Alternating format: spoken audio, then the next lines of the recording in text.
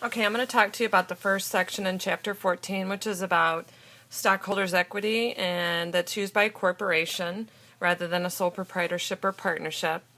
The section in stockholders' equity looks a little bit different than what you're used to with capital.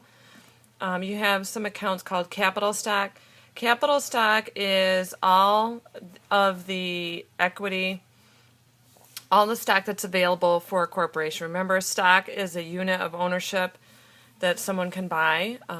If it's a public corporation, anybody can buy a share of stock, but one share of stock is basically one unit of ownership. And if you're a stockholder, then you own part of the company, basically, but you can't really tell them what to do unless you're controlling interest in the company. Capital stock is then all the stock that's available. Retained earnings is kind of equated to money that you keep in the company to keep it going, somewhat like the owner's capital account in a sole proprietorship. Dividends is equivalent to an owner's drawing account. If the board of directors that in a company, they decide that they made a bunch of profit and they want to issue it to its stockholders, then they'll do what's called declaring dividends, which is saying, okay, we're going to give maybe $100 for each stockholder as part of the profits of the organization.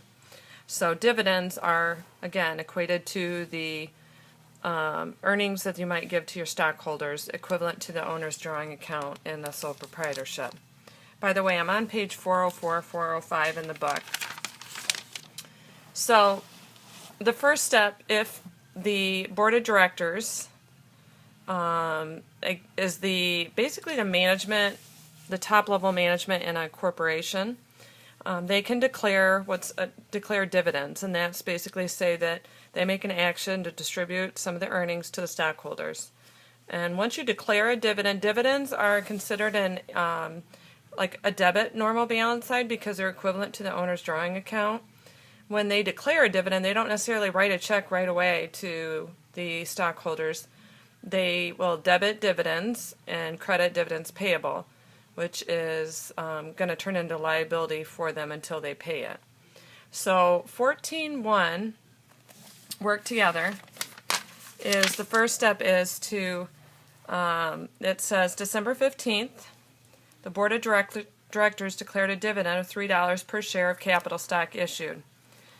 So you have 1,750 shares of capital stock at $3 a share.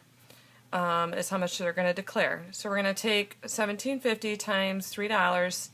So go ahead and do that and see what you get.